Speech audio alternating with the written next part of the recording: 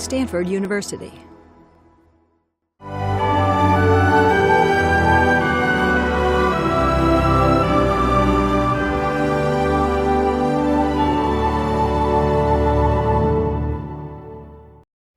Good evening. My name is Sugra Ahmed, and I am one of the Associate Deans here at the Office for Religious Life. Welcome to Memorial Church, one of 3 spaces that we at the Office for Religious Life regularly welcome people to for meditation, for prayer, for contemplation, or just for social engagement. I say just, that's an incredibly important thing. If you have been here before, then you will know what a treasure it is for us all to have a space that is beautiful and at the very heart of campus. A very special welcome to you if you are here for the first time. We're delighted to have you too. At the Office for Religious Life, our mission is to guide, nurture, and enhance spiritual and religious life within the Stanford community. We are collectively committed and devoted to ensuring lively, thoughtful, and supportive context for Stanford students, faculty, and staff. We recognize that a spiritual or a religious journey can be an important, a balancing complement to the numerous challenges one faces in the pursuit of academic and career goals. The Office for Religious Life's primary objective as a team is to collaborate and work with all constituents of this dynamic and wonderful university. Our aim is to promote enriching dialogue, meaningful ritual, and enduring friendships among people of all religious backgrounds, of all spiritual backgrounds. And we do this tonight by proceeding with love, with care, and with courage. My colleagues and I are delighted to host tonight's keynote lecture by Roshi Joan Halifax, who is a Buddhist teacher, a Zen priest, anthropologist, and pioneer in the field of end-of-life care. She is founder, abbot, and head teacher of the Upaya Institute and Zen Center in Santa Fe in New Mexico. She received her PhD in medical anthropology in 1973 and has lectured on the subject of death and dying at many academic institutions and medical centers around the world.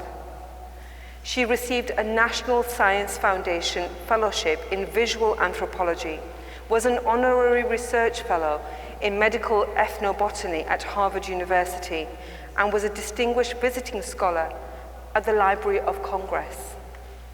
From 1972 to 1975, Joan worked with psychiatrist Stanislav Grof at the Maryland Psychiatric Research Center with dying cancer patients.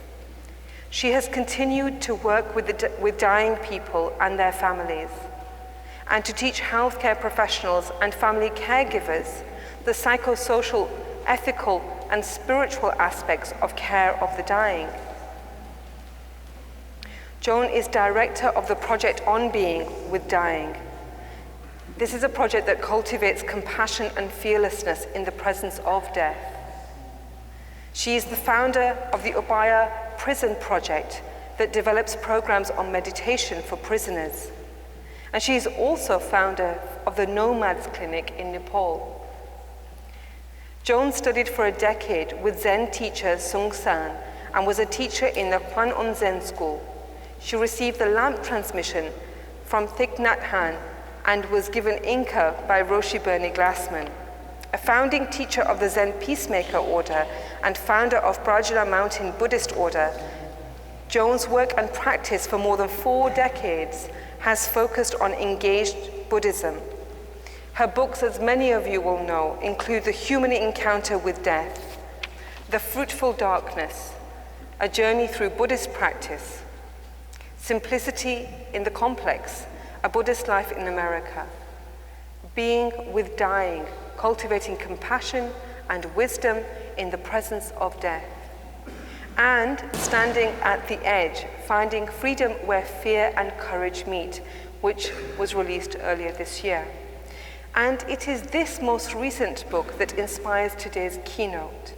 Joan explores edge states through empathic distress, which can be understood as an increase in buoyancy, the capacity to address profound social and environmental issues, and the creativity to do this without losing your energy, but instead becoming open to the full human experience.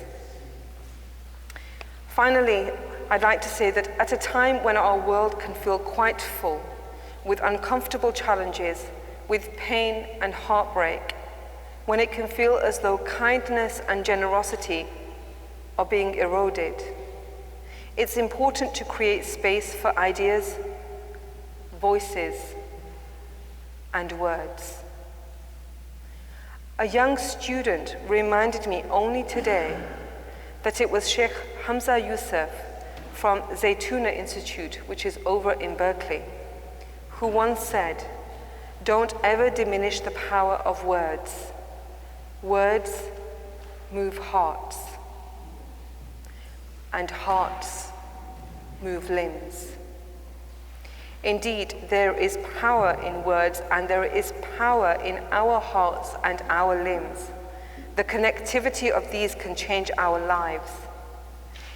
It is with this in mind that I'm especially delighted this evening to welcome our keynote speaker for Contemplation by Design 2018, the great teacher, Roshi Joan Halifax.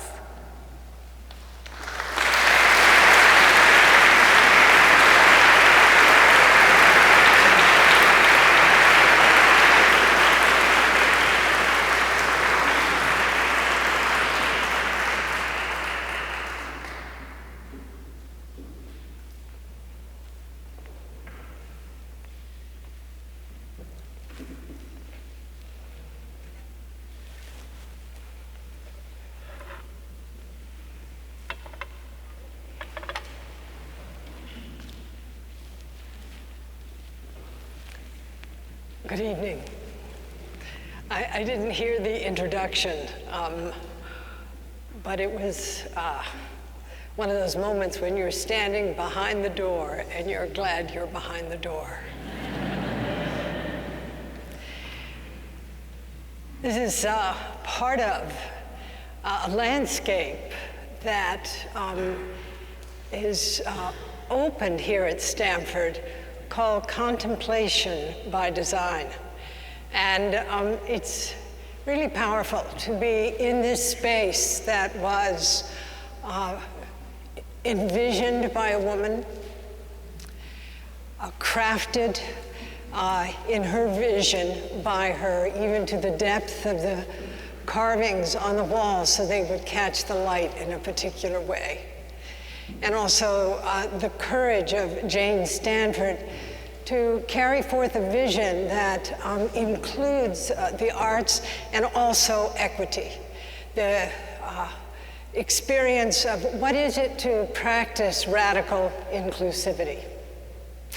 So I'm very honored to be here, and I want to thank Tia for inviting me, and Sugara for encouraging me, and all of you for being in this space on this very balmy night in Palo Alto. I know there are a lot of people in the faculty club enjoying wine, and I thought, oh, okay.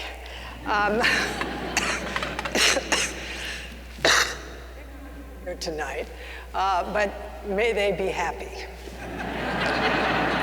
and not too happy. So in the spirit of what has moved me now for many decades, and also the spirit of this week of Contemplation by Design, it seems totally appropriate to do something disruptive like stopping and being still.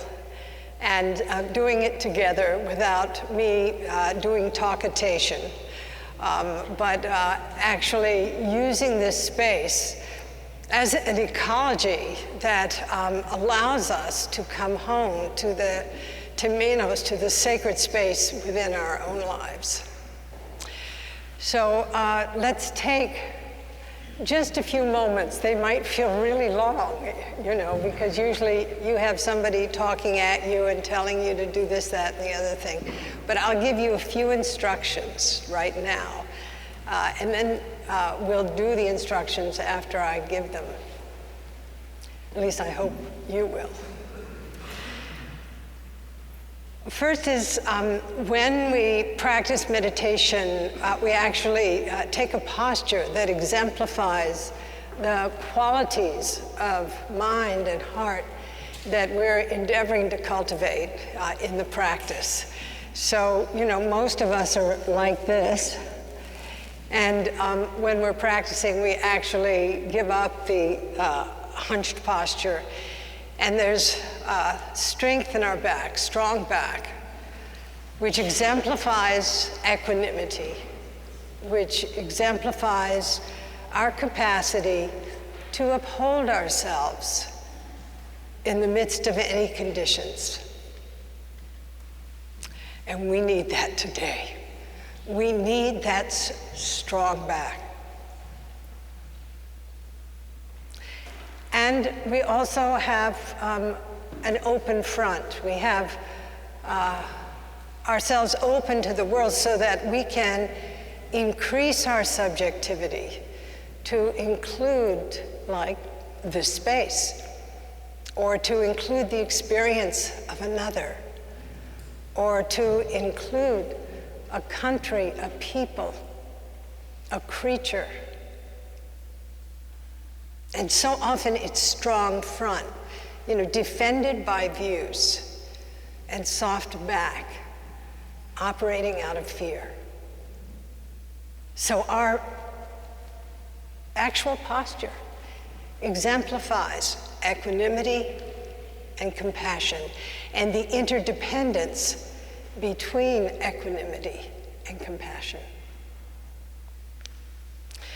So I just invite us to exemplify that posture.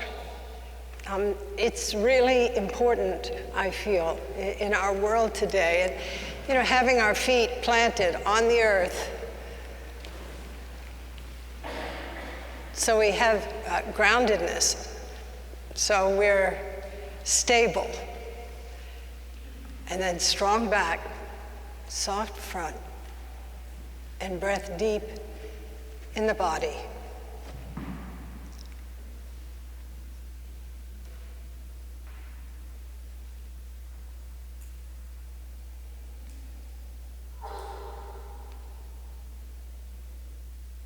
And just these few moments of allowing the breath to be an anchor.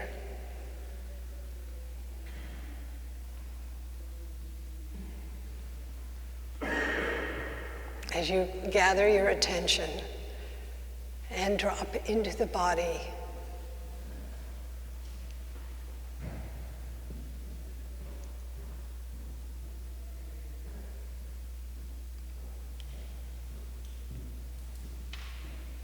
and remember really why you're here.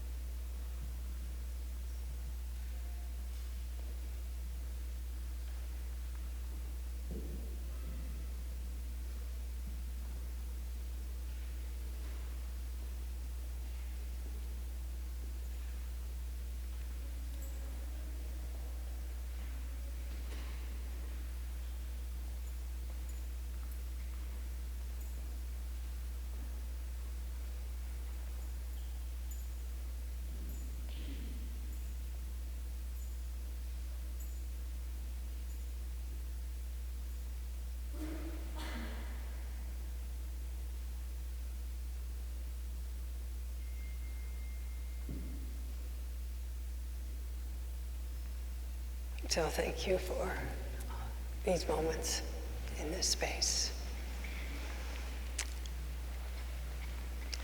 And in my practice, it's wonderful to kind of dedicate just this silence and stillness that we shared together to the well-being of others.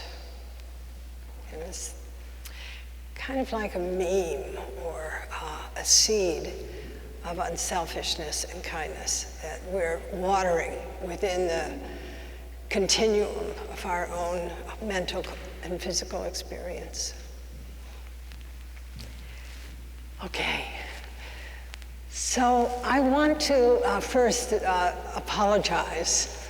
I had planned to do another talk, and rather spontaneous, which is my want and my habit, which is to just get up and opine.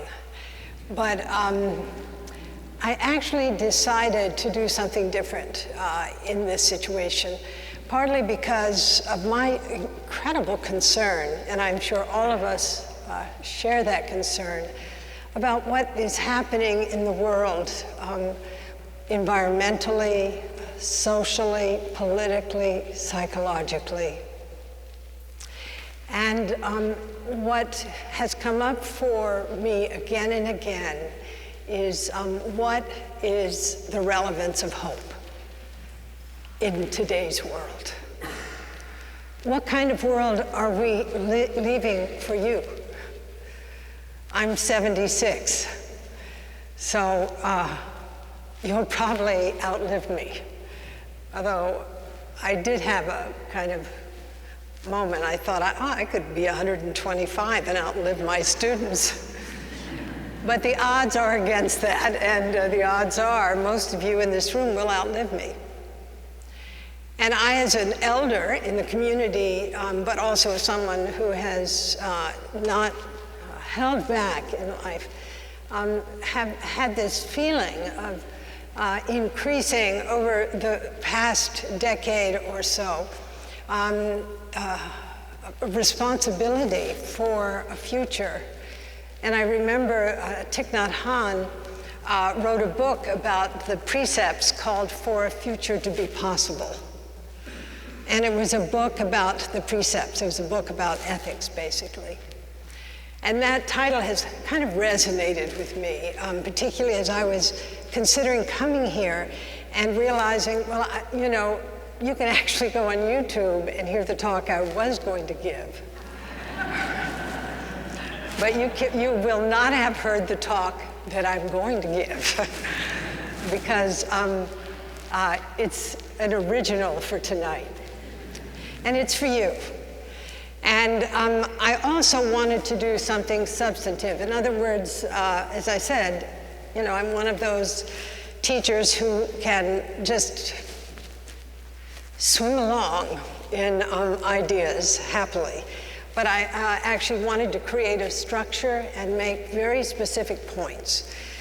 So when I was talking with Sugra, I said, listen, I would appreciate it if you would let me know if this is just rude to do at Stanford or if it's okay. If I actually read my talk, which I never do, but tonight I'm going to kind of read as I riff, so to speak, because I want to stay on point and use this time well.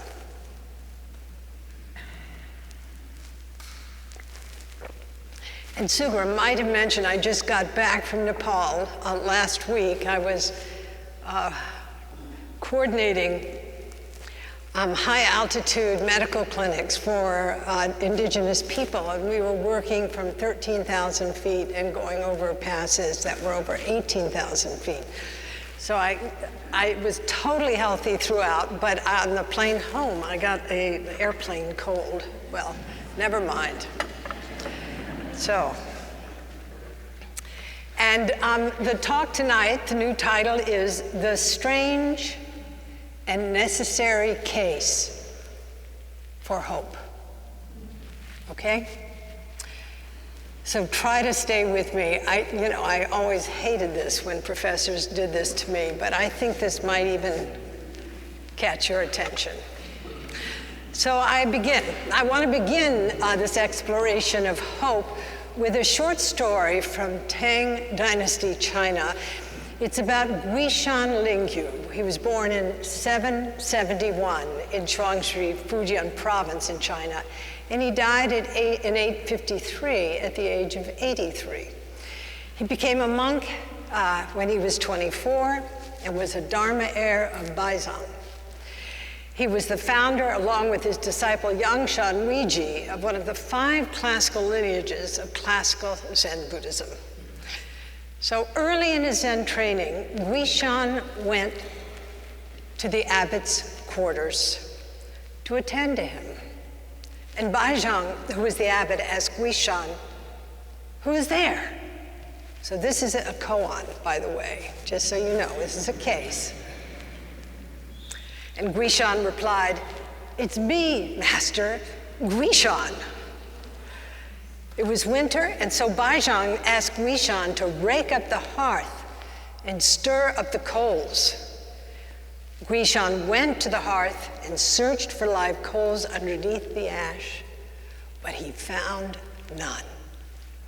He said to Baizhang, "The fire has gone out." Baizhang then took the fire tongs and plunged them deep into the gray ashes, and there he found what? What?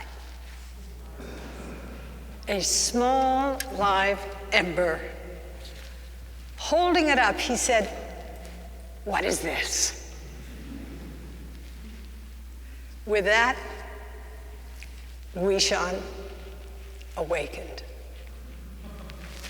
Don't you wish it were that easy?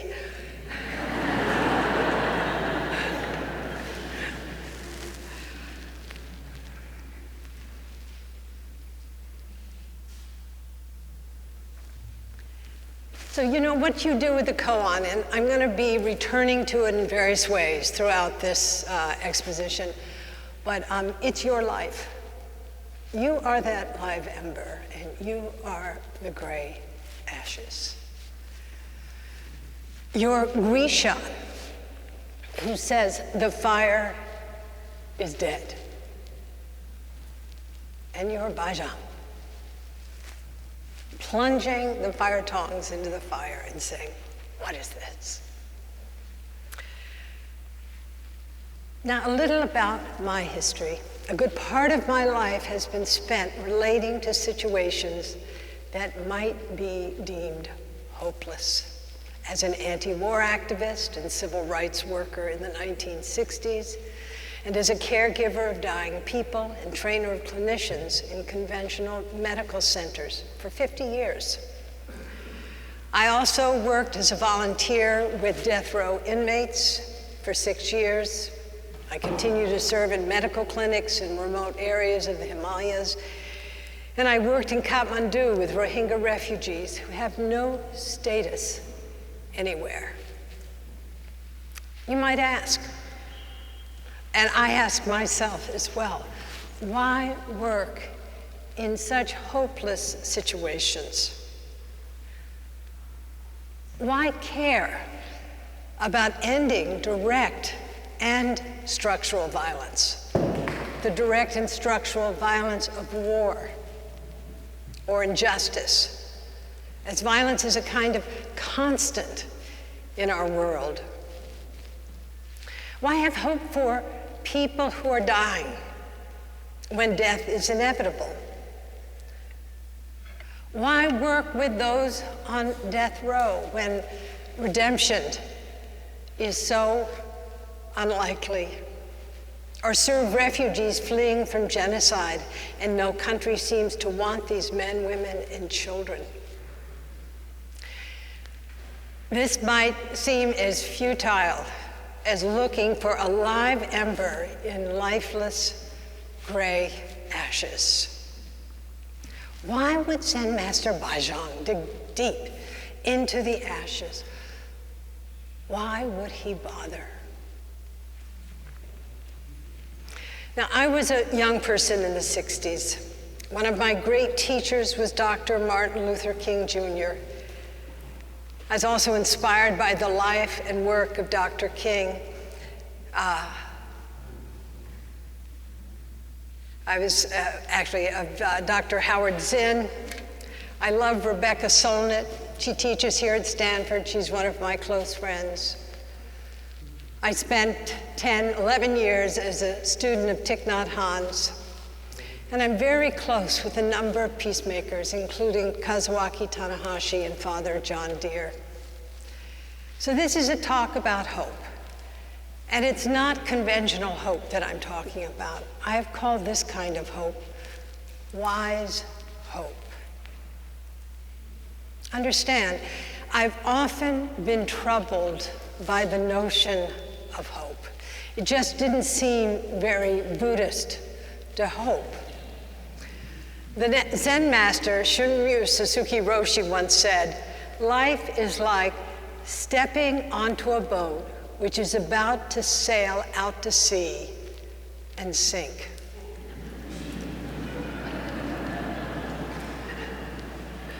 That certainly brings conventional hope up short.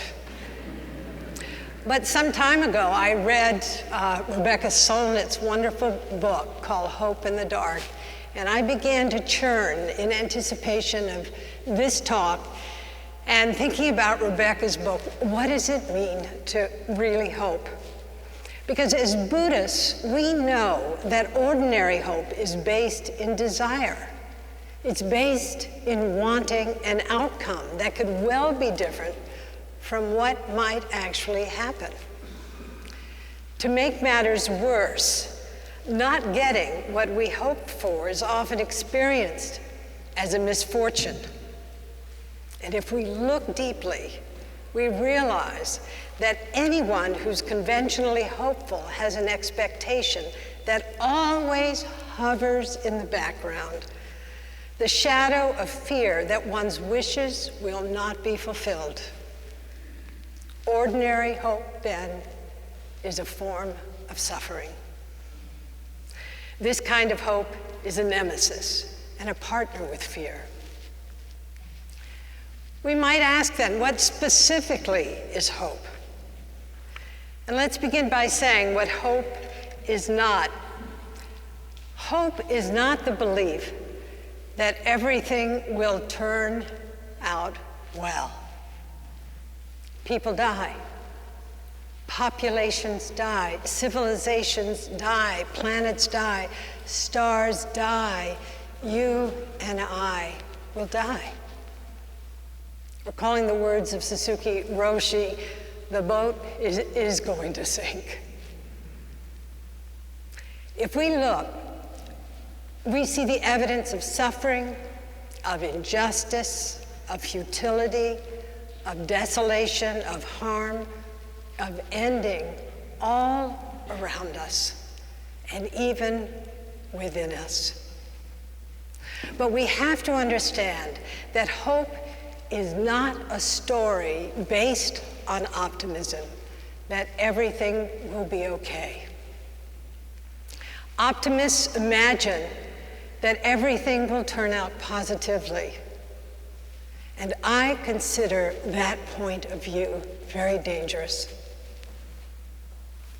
Being an optimist means one doesn't have to bother. One doesn't have to act. Also, if things don't turn out well, cynicism or futility often follow. And hope, of course, is opposed to the narrative that everything is getting worse, the position that pessimists take. Pessimists take refuge in depressive apathy or apathy driven by cynicism. And there's a world full of pessimists, as we know. And as we might expect, both optimists and pessimists are excused from engagement. So what is it to be hopeful and not optimistic? The novelist Barbara Kingsolver explains it this way: I've been thinking a lot lately about the difference between being optimistic and being hopeful. I would say, she writes, that I'm a hopeful person, although not necessarily optimistic. Here's how I would describe it. The pessimist would say, it's going to be a terrible winter, we're all going to die. The optimist would say, oh, it'll be all right. I don't think it'll be that bad, though. And the hopeful person would say, maybe someone will still be alive in February, so I'm going to put some potatoes in the root cellar just in case. Do you get it? It's pretty radical. Maybe someone will still be alive in February, so I'm going to put some potatoes in the root cellar just in case. And then she goes on, hope is a mode of resistance, a gift I can try to cultivate. So if we look at hope through the lens of Buddhism, we discover that wise hope is born of radical uncertainty, rooted in the unknown and the unknowable. I mean, how could we ever know what is really going to happen?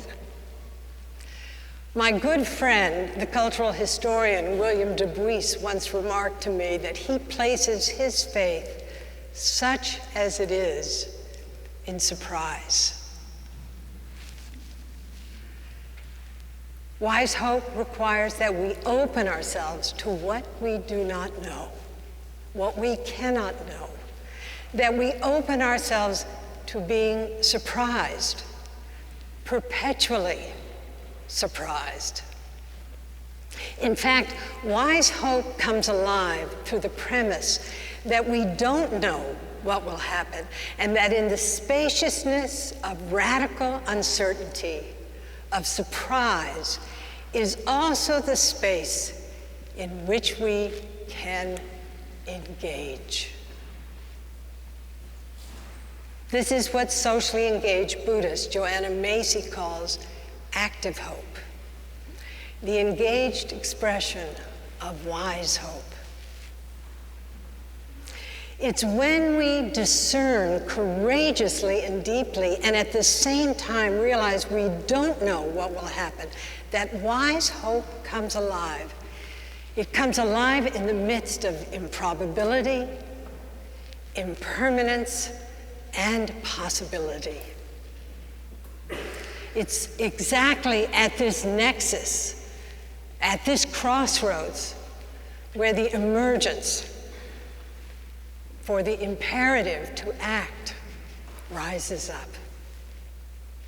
Wise hope is not seeing things unrealistically, but rather seeing things as they are, including the truth of impermanence, as well as the truth of suffering, both as existence and the possibility of its transformation, for better or for worse. Now, through another Buddhist lens, we can see that hope reflects the understanding that what we do matters, even though how and when it may matter, who and what it may impact are not things we can really know beforehand. I'm recalling the poet Gary Snyder reading the work of the 9th century Chinese poet Han Shan, who fled from the civil servant's life and took refuge in the mountains, scratching his poems on rocks, bamboo bark, trees, and the walls of houses in neighboring villages.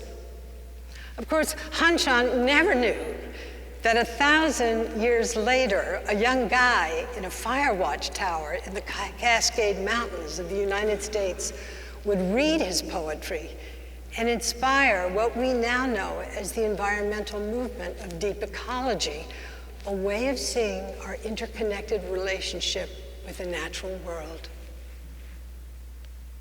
Truly, we cannot know what will unfold from our actions now or in the future.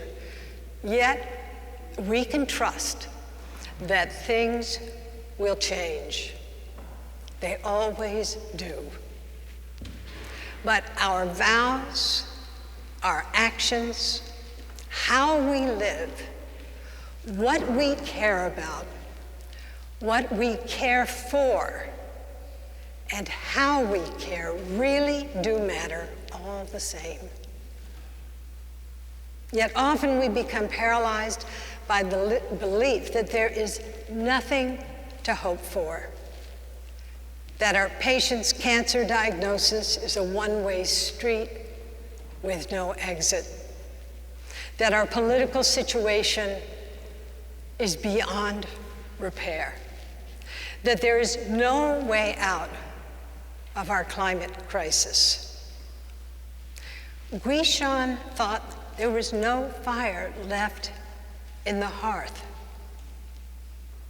We might feel that nothing makes sense anymore, or that we have no power and there's no reason to act, that the fire is dead.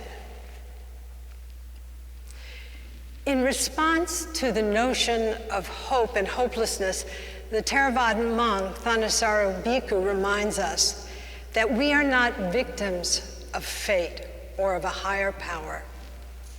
From this perspective, we can say that hope opens us to a wider horizon, into deeper and unexpected possibilities.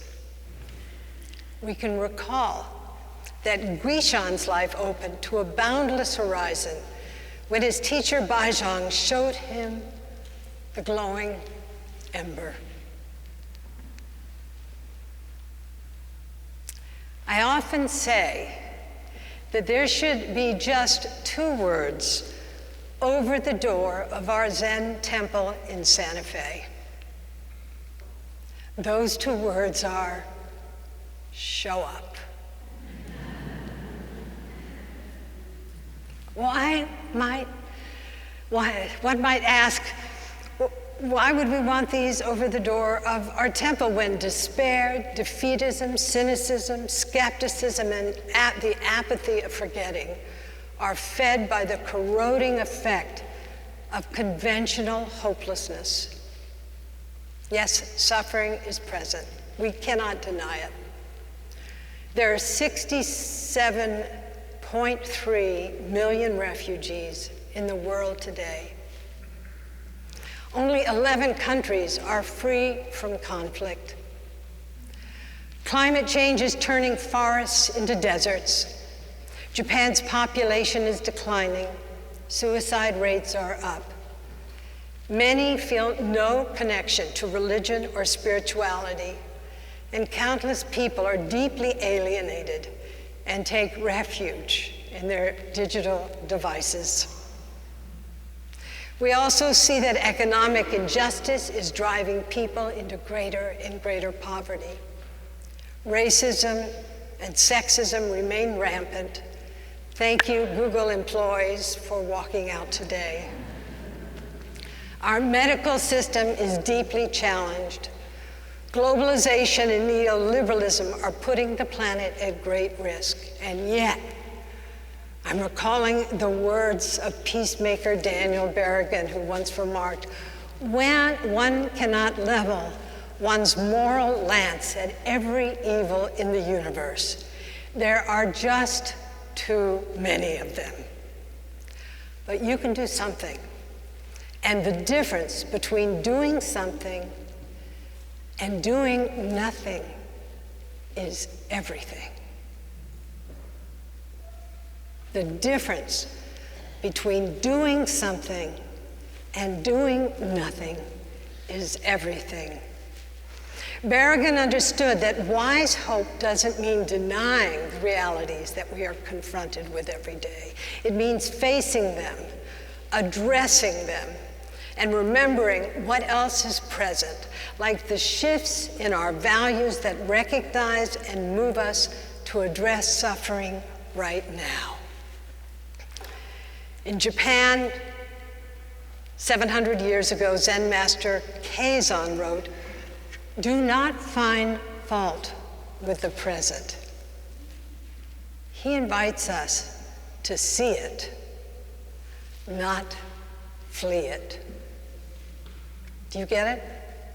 He invites us to see it, not flee it.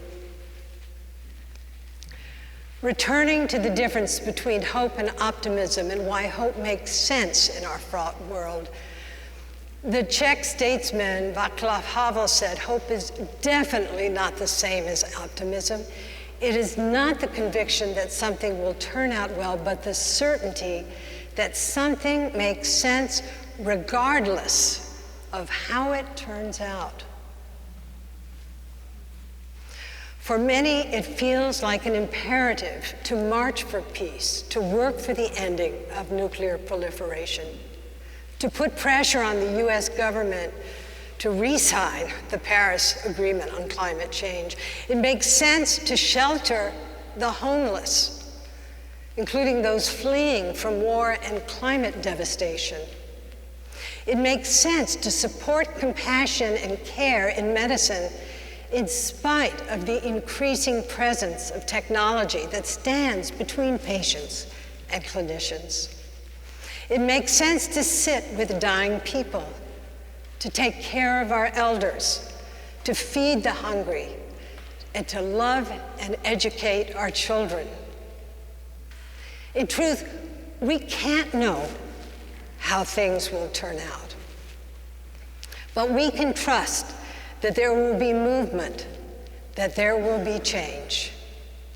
And at the same time, something deep inside us affirms what is good and right to do. So we move forward in our day and sit at the bedside of the dying grandmother, or teach that third grade class of kids from the poor neighborhood. We bear witness to the young man who wants to take his life. We hold our CEOs and politicians accountable. Bajang plunged the fire tongs into the dead ashes, and Barbara Kingsolver put potatoes in her root cellar. It is exactly at this point of not knowing where our vows come alive.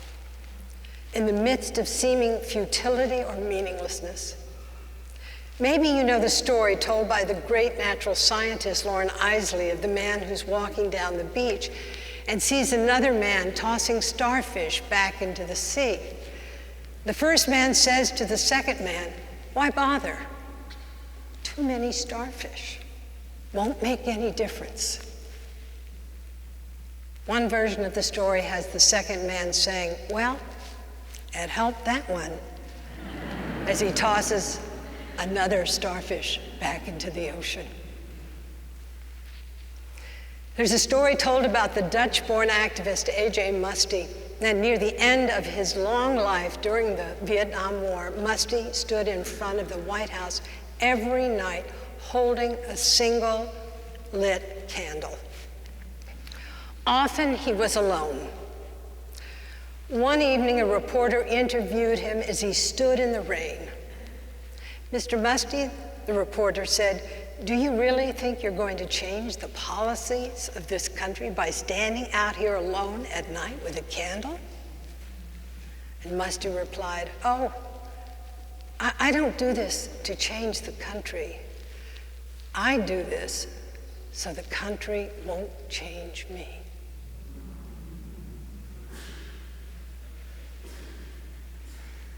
The Talmud states, "Do not be daunted by the enormity of the world's grief. Do justly now. Love mercy now. Walk humbly now. You are not obligated to complete the work, but neither are you free to abandon it." The American Zen teacher Peter Levitt reflected on this sentiment when he wrote that many people think that a mitzvah, a good deed, is something special. Yet the teaching is that it is not. It is an obligation. We are obliged to do mitzvahs. We don't do them because we are special or particularly good people. We do them because that is what a human being does, as an expression of what a human being is. So yes, we are not obliged to complete the work, but we are obliged to undertake it in a way that helps the world to realize its wholeness from the very beginning. It's part of the joy, writes Peter, of being alive. Our vows and wise hope are what Zen Master Dogen means when he admonishes us to give life to life, even if it's just one starfish at a time, one dying person at a time, one refugee at a time, one man in front of our nation's capital with a single candle in his hand. You know, as a Buddhist, I'm aware that Buddhists mostly share a common aspiration to awaken from our own confusion, from greed, from anger, in order to free others from suffering. We just don't do it, meditation, as a self-improvement program. For many of us, this aspiration is not about the small self. The Bodhisattva vows at the heart of the Mahayana tradition are, if nothing else, a powerful expression of radical and wise hope, and hope against all odds. This kind of hope is free of desire, free from any attachment to outcome. It is a species of hope that is victorious over fear. What else could be the case as we chant the 4 vows of the Bodhisattvas? Creations are numberless, is the first vow. I vow to free them. Delusions are inexhaustible. I vow to transform them. Reality is boundless. I vow to perceive it. The awakened way is unsurpassable. I vow to embody it. Our journey in life truly is one of peril and of possibility, and sometimes both at once. How can we stand on the threshold between suffering and freedom, between futility and hope, and remain informed by both worlds? With our penchant for dualities, humans tend to identify either with the terrible truth of suffering or with freedom from suffering. But I believe that excluding any part of the larger landscape of our lives reduces the territory of our understanding. This includes the complex landscape of hope and futility. When I began my work in the end-of-life care field 50 years ago, dying in Western culture was often considered a failure of medicine, even a failure of life. At the time, I did not even consider hope as anything relevant.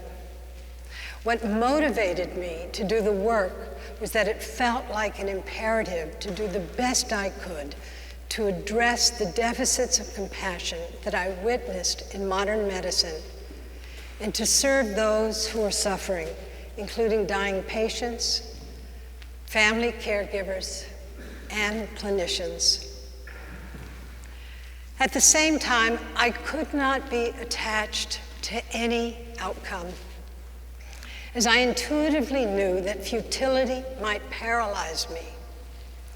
I learned that I had to do my best by moving away from the story that working for peace, justice, or an equitable and compassionate society, including medical culture, would turn out well, was too big a job, or was hopeless.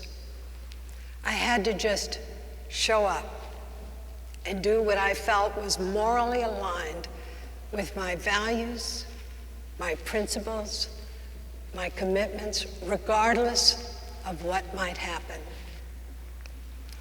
Much later, I came to understand that this work was an outcome of wise hope, springing from not knowing, and as well from the sense of meaning it gave my life.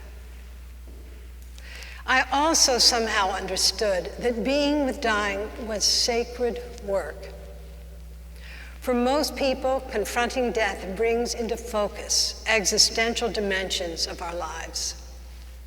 I knew that I too was mortal. I too would face my death one day. I too would confront pain, loss, and sorrow. What happened was that I was unwittingly drawn into the strong current of the end-of-life care field without having the conscious intention to do this work. I only knew that I had to turn toward and serve dying people because it felt aligned with who I was and who I was learning to be. In Zen, this is what we call living by vow. Later, I was to understand that wise hope is in fact living by vow and a powerful expression of fundamental integrity and respect. As my Zen practice matured over the years, I came to understand that living by vow reflects our ability to be guided by our deepest values, to be conscientious, and to connect to who we really are. Living by vow also points to our capacity for moral sensitivity, our ability to identify morally relevant features in our interaction with others, in how we choose to live our lives, and in the organizations in which we work and those whom we serve. Living by vow also reflects our capacity for insight and our ability to manifest moral nerve to deal with issues of harm, no matter how egregious or seemingly insignificant. I came to see that our vows, the promises that we make to ourselves and to each other, our vows are a grammar of values reflected in our attitudes, in our thoughts, in our hopes, and in how we are in the world. The promises and commitments reflected in Wise Hope are fundamentally about how we are with each other and ourselves, and how we connect and how we meet the world. And practicing our vows, embodying them, reflect our integrity and help give us ballast and meaning as we confront the inner and outer storms of being human. And what we come to realize is that our vows are a bigger landscape than most of us realize. And they support integrity in our lives and protect our world and give hope, gravity, and momentum. The most powerful vows are those that point us toward living a larger identity, to being a person who's awake. These vows support us in recognizing impermanence, interdependence, unselfishness, compassion, and wisdom. I believe that these kinds of vows are essential practices that support integrity and the development of moral character. And they are the fuel for wise hope. Living by vow and the spirit of wise hope shines through the decisions that we make every day of our lives. Our vows are strengthened and actualized through the medium of wise hope. If wise hope is not present, we might be afraid to take a stand and choose to ignore or back away from situations of harm. We might be in denial or willfully ignorant over the suffering experienced by others when transgressive situations arise. We might be morally apathetic or paralyzed by hopelessness, or living in a bubble of privilege and be blind to suffering. But if we aren't trapped by these defenses, we might step forward and meet harm with a determination to end suffering, even when our actions might appear futile. And we do so without, quotes, a gaining idea, words from Suzuki Roshi. We can also remember that Barbara Kingsolver said that hope is a form of resistance. And by using the word resistance, I believe that she means being resistant to apathy.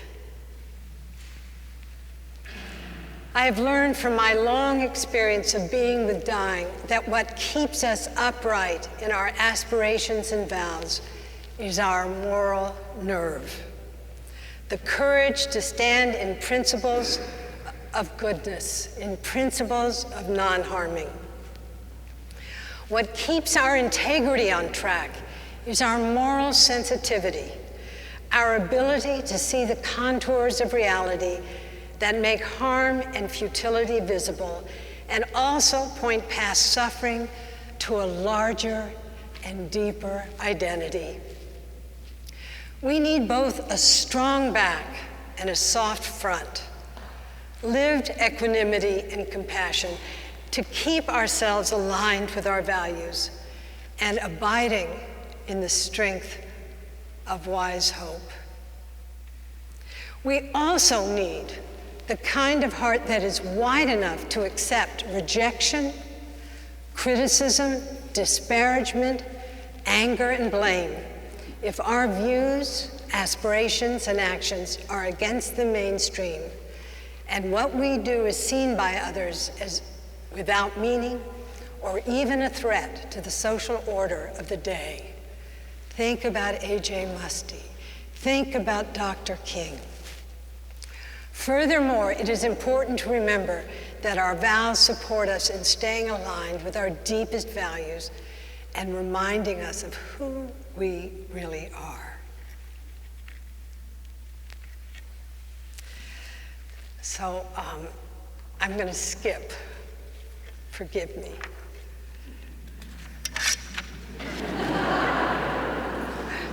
I know the hour is coming to an end, but you're going to just give me a few more minutes. And I have to skip the good part, but you'll get over it.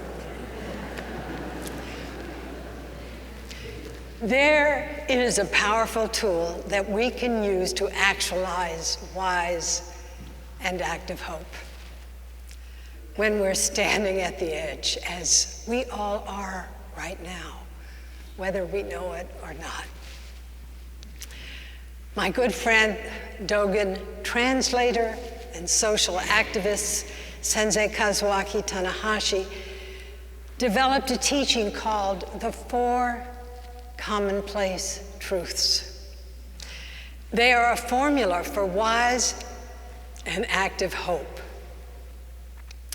According to Kaz, we need to realize, and here's the first commonplace truth: no situation is impossible to change. The second, a communal vision, outstanding strategy, and sustained effort can bring forth positive changes. So I say, get it together, Stanford. Everyone can help make a difference. Yes. Contemplation by design. And finally, the fourth commonplace truth: no one is free of responsibility. No one is free of responsibility. I also recall the words of Dostoevsky, who said, "To live without hope is to cease to live." His words remind us that apathy is not an enlightened path. Apathy is not an enlightened path. We are called to live with possibility and responsibility, engaged and not apathetic, knowing that uncertainty and impermanence prevail no matter what happens. And yet, as Kaz has reminded us, everyone can make a difference, and again, no one is free of responsibility. Sitting with a dying person or a dying planet, we show up. We do the best we can. We rely on altruism, empathy, integrity, respect, engagement, and wisdom, and compassion, and wise hope. Even though these powerful human virtues can be challenged. I wrote a big book, just came out, Standing at the Edge, exploring exactly this question. Eddie Hillesum, who died in Auschwitz in November 1943, said, "Ultimately, we have one moral duty: to reclaim large areas of peace in ourselves, more and more peace, and to reflect it toward others. And the more peace there is in us, the more peace there will be also in our troubled world."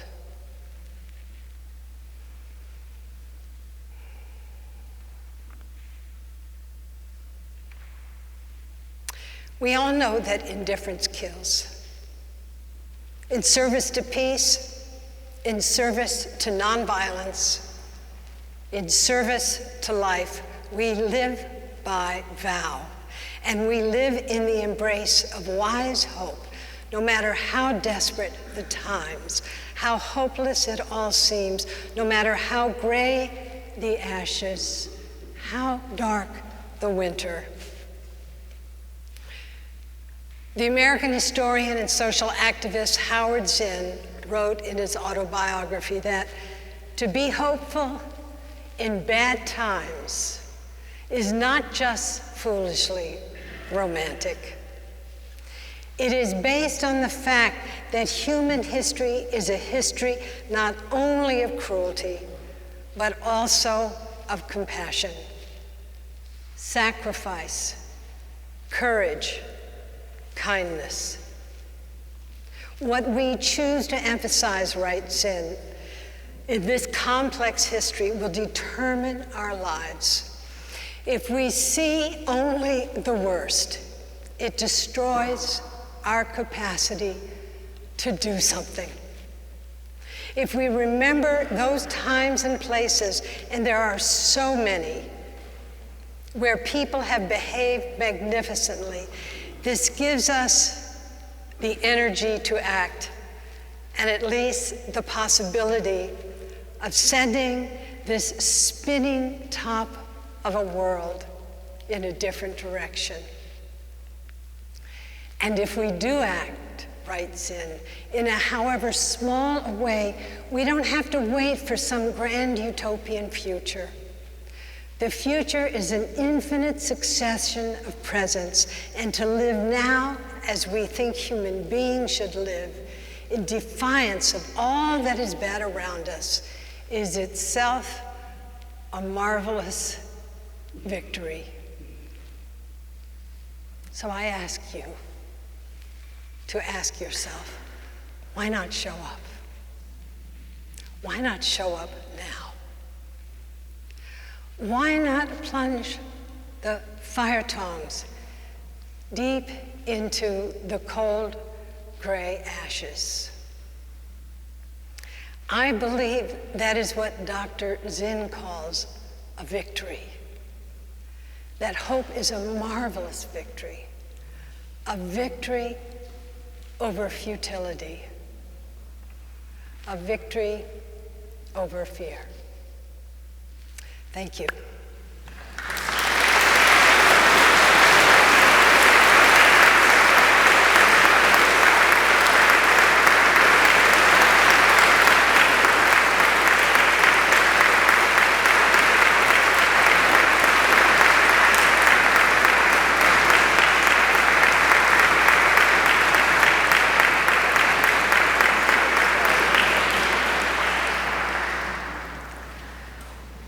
Wow.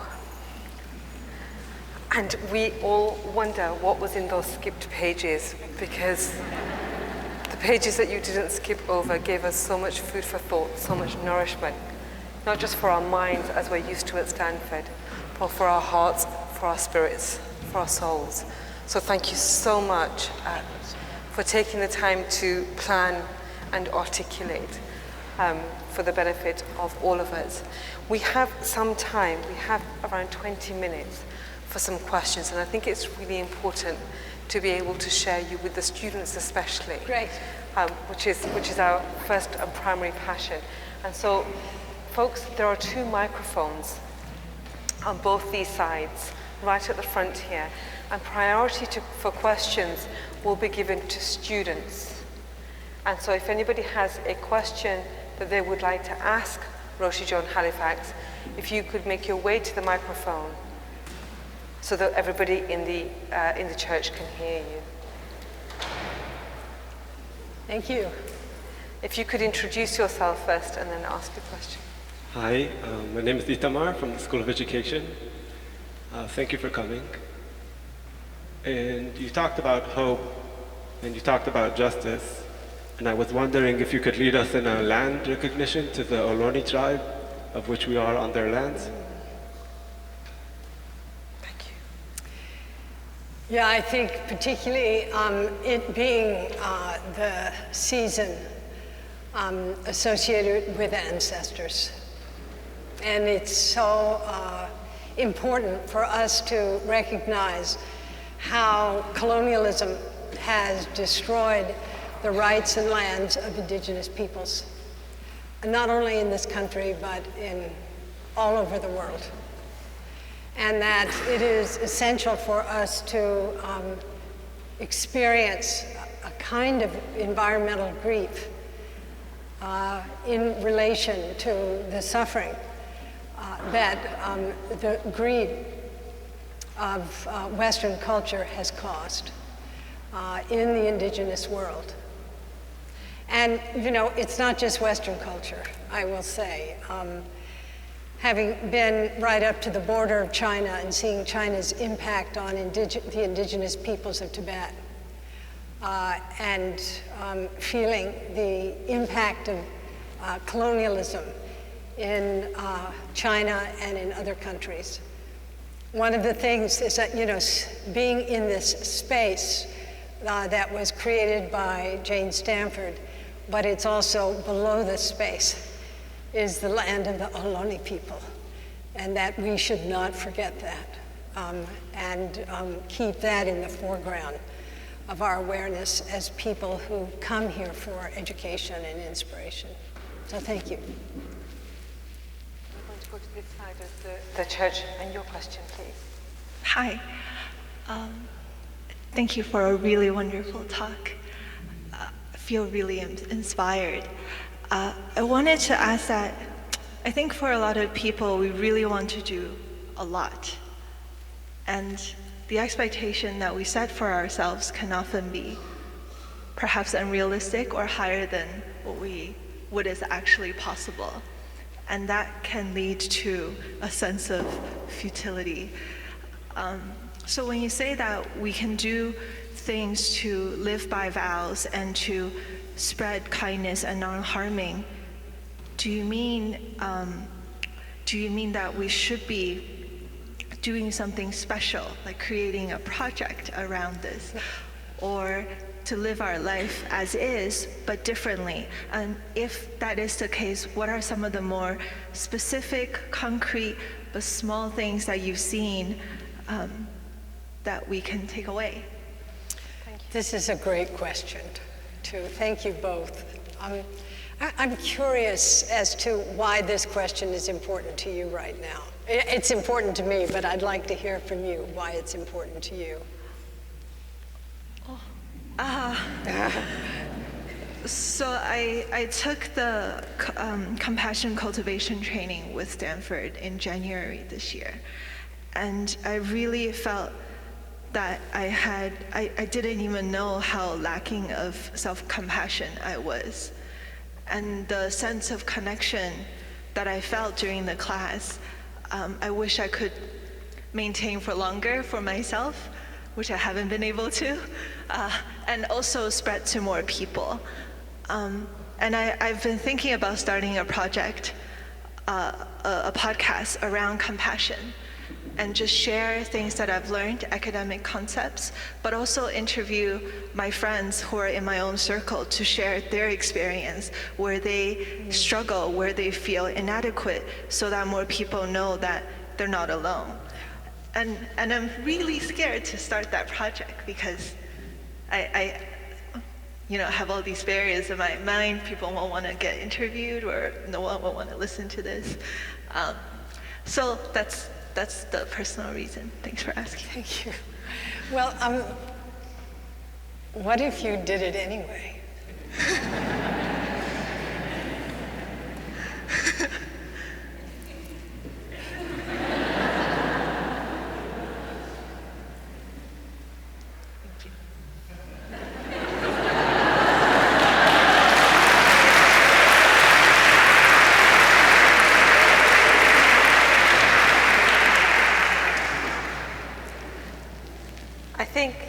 Just on that, I think that was beautifully communicated. There was such an energy between the both of you.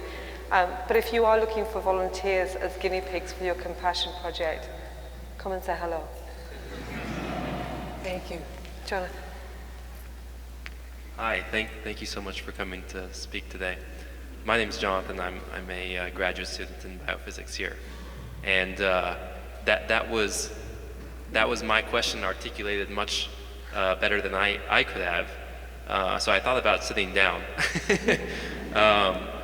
I will phrase it slightly differently. I guess we can get a different perspective.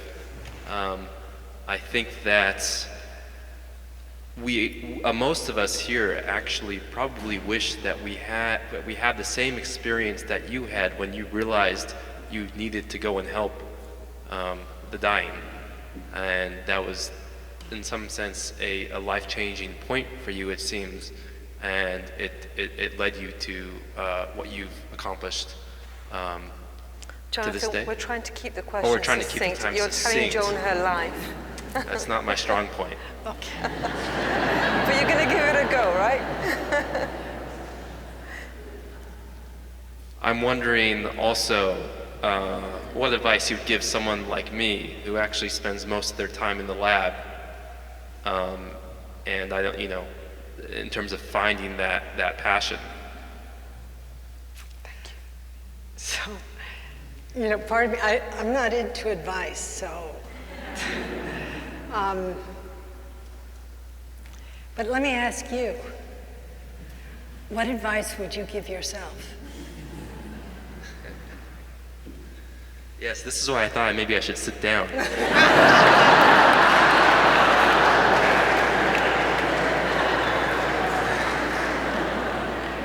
I'm going to think about that, if that's okay. Thank you. Thank you, Jonathan. And over to this side. Hello, thank you for being here. My name is Pablo. I'm a senior. I study urban studies. And my desire after I leave Stanford is to work in community organizing or community development. And I found in talking to friends and a lot of people about issues I care about and feel that we need to work on, there's always a point where you run into some kind of opposition from different people with different ideas about how they want the world to look. So I'm wondering, given your personal experiences in working in campaigns for justice and in the advice that you give us, how do you move forward and pursue a communal vision when people believe that they are inherently different from other people, or they believe others are inherently different from themselves? How do we hold on to that sense of hope when others don't seem to want to buy into that vision? Yeah, I really thank you for the question. I actually don't have an answer, a pat answer, so to speak. We live in a world where we have objectified the other, and we live in a world that's so fragmented. I know His Holiness the Dalai Lama, and I can really resonate with this perspective. It's like, all of us have red blood. Underneath, we all want to be free of suffering. All of us encounter suffering. Like me working in the penitentiary of New Mexico on death row with men who murdered other people, children and family members and so forth, people who were different, people who were from different cultures than they were from. And what I began to understand, it was basically what His Holiness speaks about, is that even when someone is so different from you, has a view that is so different, maybe so violent and deluded, that itself is suffering. So I can turn compassion toward that person too. If it's a politician, and there's plenty I can practice with right now, a world leader I might deeply disagree with because of the harm this person is fomenting, but I can understand that too is suffering. So I look for the places where there's connection, and I offer, or I'm not always successful, let me just be clear. I have feet of clay too. But I also try to understand that foisting my view on someone who doesn't want to hear it. I foisted a view on you tonight, but I think you're here because you want to be here, so to speak. But foisting a view on, say, someone who's of a different political party or a different religious persuasion, that's violencing them. At a deeper level, it's about love for me and about how I build relationship based on a respect and the recognition of our common humanity. I think we have time for a couple more questions, so we'll go to I hope that was helpful and not too discouraging. That's helpful. Okay, I'll try to be as quick as possible.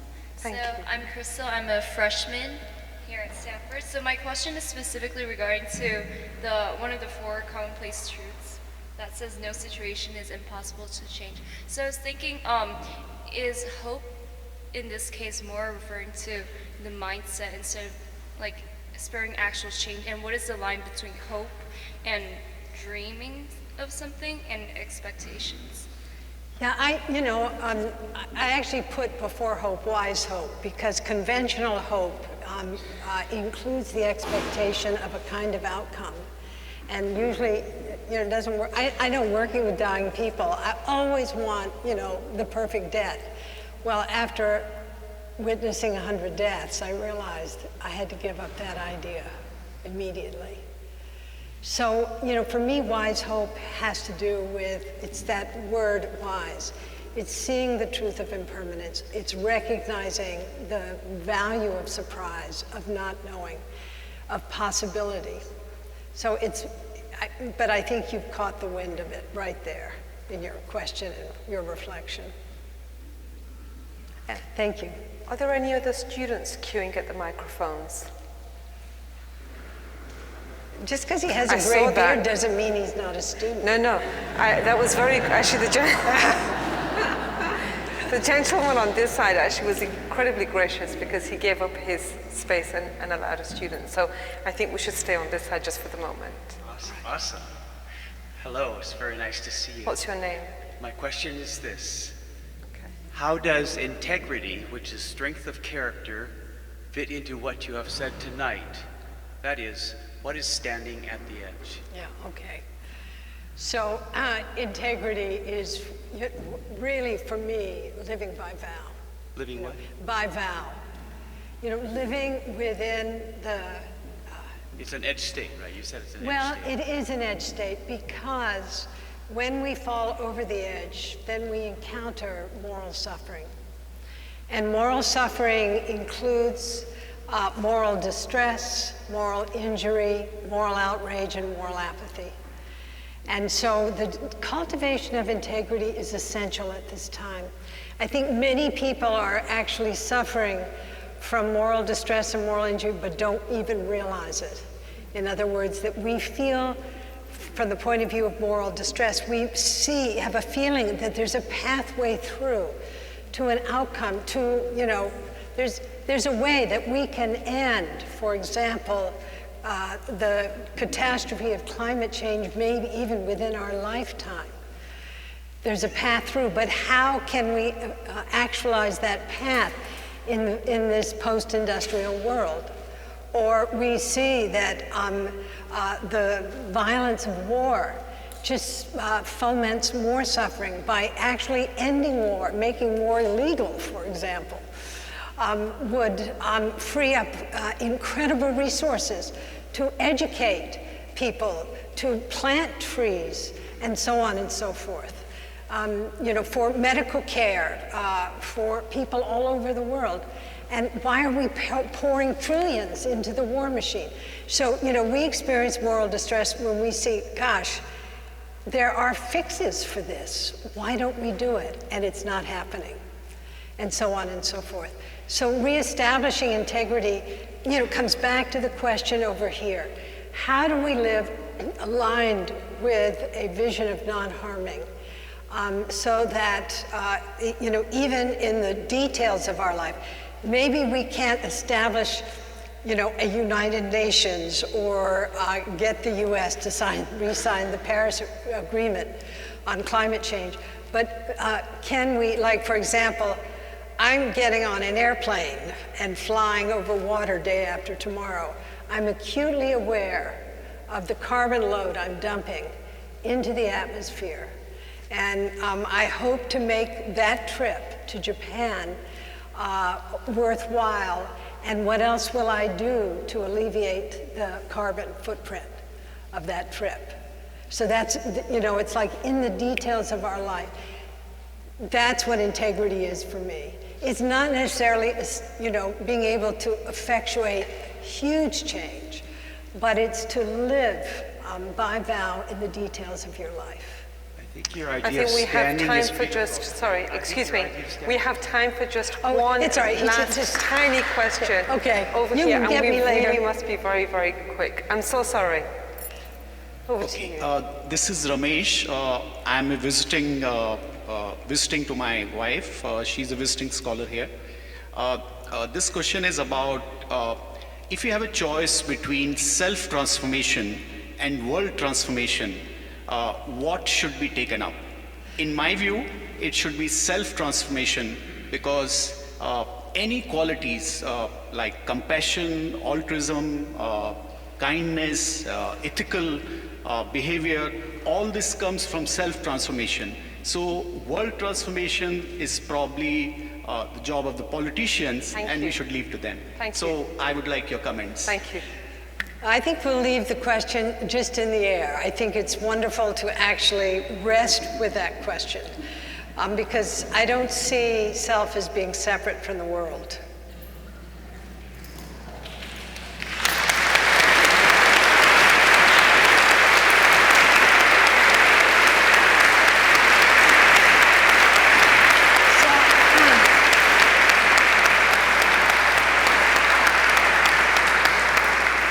Again, I want to thank you for your questions and also that we had to kind of steward and corral the questions. So I'd be very happy, you know, I'm easy to access actually, just write to you, Paya.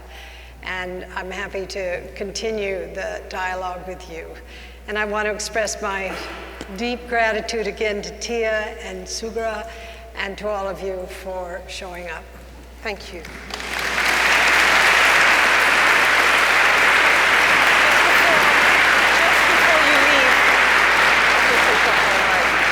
Just before you leave, I'd like to just say very quickly that we are very, very grateful to Contemplation by Design, a program designed by Tia and in partnership with HIP. We're not done yet. We're not. Just give me 1 minute of your time. Could you give Sugra your attention, please, and bring up the house lights, please? Sorry, Michael. And Tia and her team and our team at the Office for Religious Life work incredibly hard to bring this sort of program to you. So if you like, you enjoyed, you benefited from what you heard, felt, saw tonight, then I would encourage you to go to any other CBD Contemplation by Design activities that are on campus throughout the week. With your permission, given that we missed out on some of the nuggets in your piece, would it be at all possible for us to have a copy of your paper? And we could perhaps upload it onto our websites, right? So the Office for Religious Life, the CBD.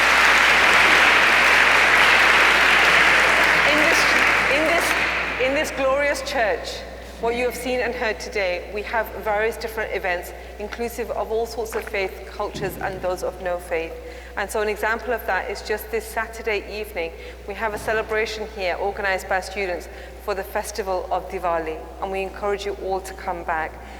In 2 weeks tonight, we have a celebration of Prophet Muhammad's birthday called Mawlid, and we have a musical celebration. Please come back for that. And finally, if you want to hear more about what we do and who we are, please feel free to join our mailing list. We would love to see you again and share this space with you again. And thank you so much for being here tonight. Thank you, Sugra. Thank you.